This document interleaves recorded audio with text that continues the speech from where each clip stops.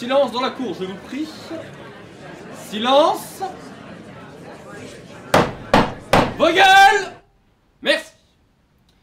Le jury a donc délibéré, les conclusions ont été rendues concernant la première affaire de ce jour, à savoir le bistrot des Boubourses qui a été déclaré à l'unanimité coupable, bien évidemment. Nous allons pouvoir passer à la deuxième affaire opposant Yerno Drakov au tierce PBSD A1. Je vous en prie, faites entrer l'accusé. J'en demandais pas tant. Voici donc l'accusé pour cette deuxième affaire du jour. Nous allons faire entrer Yerno Drakov, l'intéressé, qui va venir témoigner et étoffer ses propos au sujet de cette affaire. Yerno Drakov, je vous en prie, venez.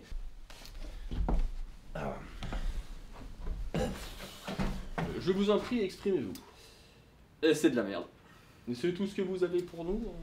C'est de la merde. Vous voulez pas étoffer un peu vos propos? Eh ben s'il y a que ça pour vous faire plaisir, allons-y. Je me permets. Alors, pourquoi est-ce que c'est de la merde? Comme vous le savez, tout au long de mes travaux, je suis amené à poncer énormément de choses.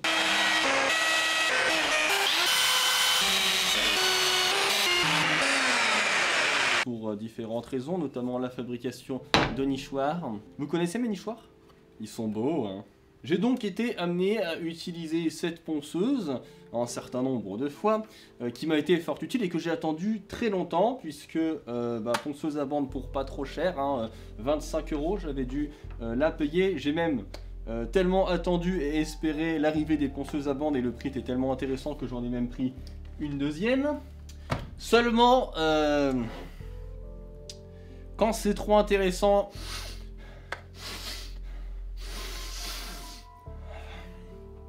Donc, cette ponceuse possède donc un défaut relativement important qui va amener l'objet à très rapidement rendre l'âme.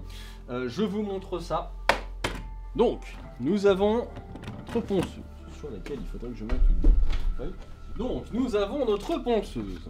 Ponceuse à bande qui s'utilise d'une manière relativement simple. Il suffit de déverrouiller, de rabattre cette pièce un peu en arrière, de positionner une bande.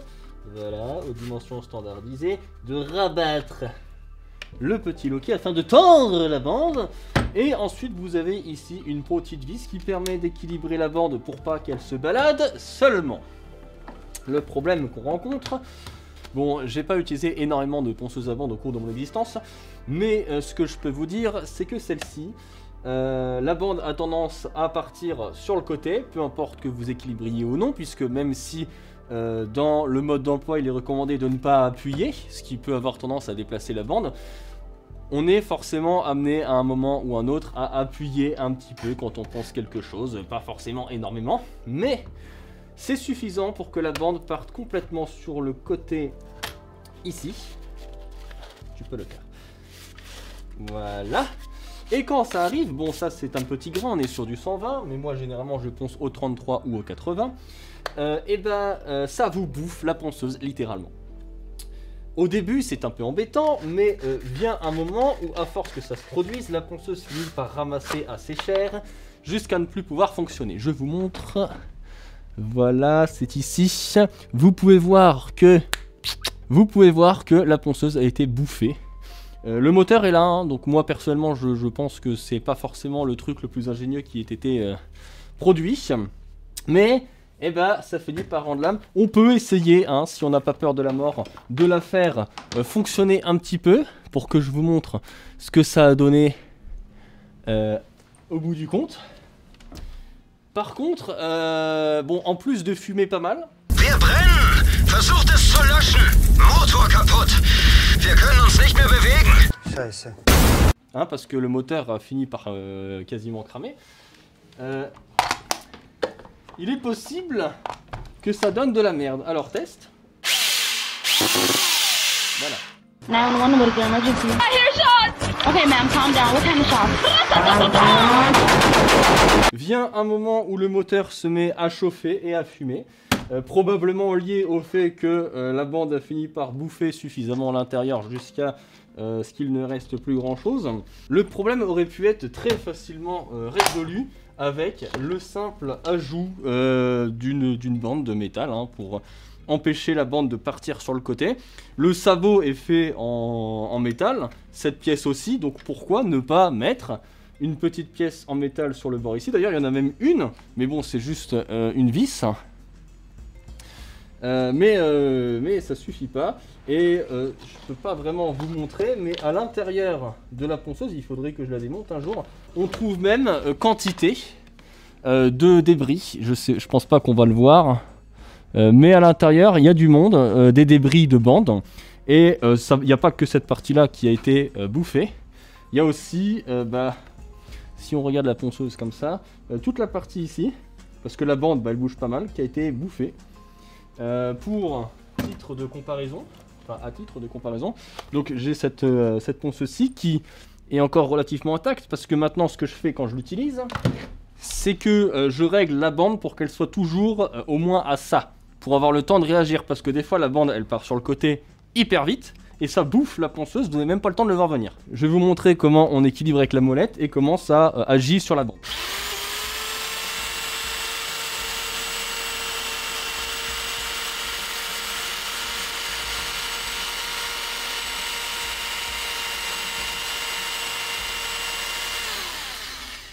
Donc, pour voir venir, comme je le dis, l'idéal c'est de décaler la bande comme ça, pour que si elle part, parce qu'elle peut partir assez vite là, et je ponce rien, donc forcément ça reste quand même assez bien en place.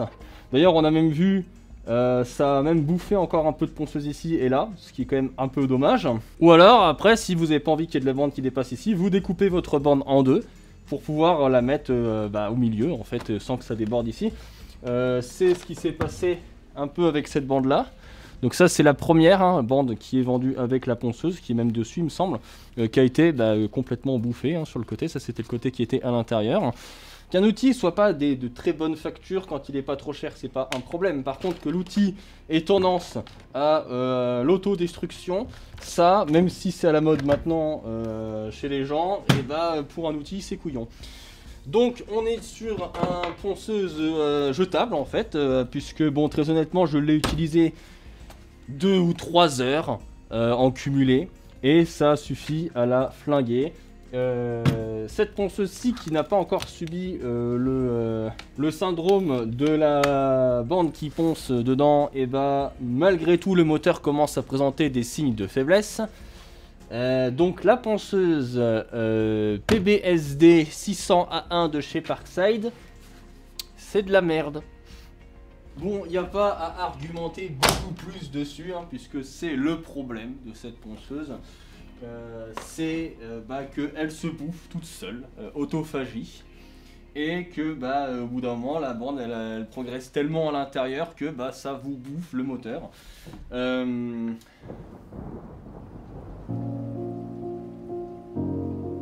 Là il n'y a pas spécifiquement de remède, parce que encore une fois, bon, même si il est recommandé de ne pas trop appuyer, il y a plusieurs problèmes. Déjà la bande elle a tendance, comme je le dis, à bouffer le dessus, ce qui n'est pas normal puisque ça vous y pouvez rien, c'est la position naturelle de la bande. Et ensuite qu'elle part sur le côté, bon il n'y a pas qu'à moi que c'est arrivé, j'ai vu des avis sur Lidl qui disaient aussi qu'il y avait ce problème, mais il n'est pas très mis en avant, et il est quand même dramatique parce que ça vous nique votre ponceuse. Sauf que l'outil, quand il est employé pour ce pourquoi il est employé, d'ailleurs j'en profite, il y a une possibilité de rabattre ça par dessus. Je ne sais pas vraiment à quoi ça sert, parce que dans tous les cas il sera bouffé aussi. Alors vous allez me dire oui ça protège des machins et tout, mais très honnêtement, si vous avez cette ponceuse, prenez le pli, rabattez-le pour pouvoir surveiller votre bande, parce que moi la première fois que ça m'est arrivé, j'ai suivi les instructions, j'ai donc rabattu le clapet comme ceci, mais je n'ai pas pu voir que ma bande elle s'est barrée et qu'elle a bouffé ma ponceuse. Donc ça fait chier. Voilà pour notre ponceuse PBSD 600A1 Parkside. Vous le savez, j'apprécie. J'ai même maintenant une perceuse à colonne, j'ai la scie plongeante. Il y a plein d'outils qui sont très bien chez Parkside, qui ne m'ont jamais déçu, qui sont très abordables et qui sont vraiment au top, avec lesquels je n'ai pas eu de problème. D'ailleurs c'est peut-être un des premiers outils avec lesquels j'ai un problème, alors que j'en ai 20 ou 30, mais je préfère avertir pour ceux qui rêvaient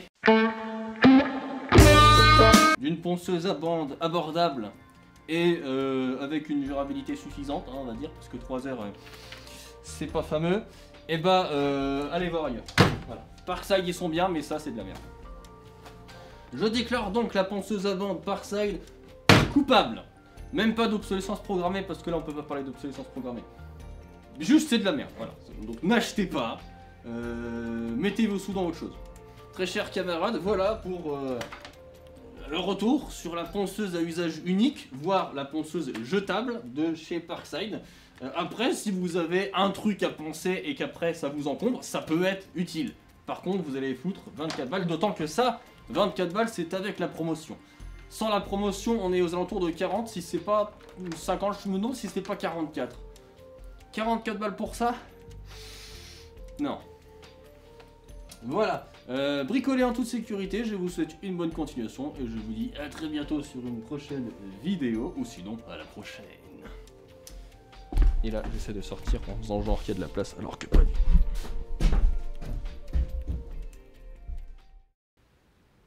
Dommage. Regarde!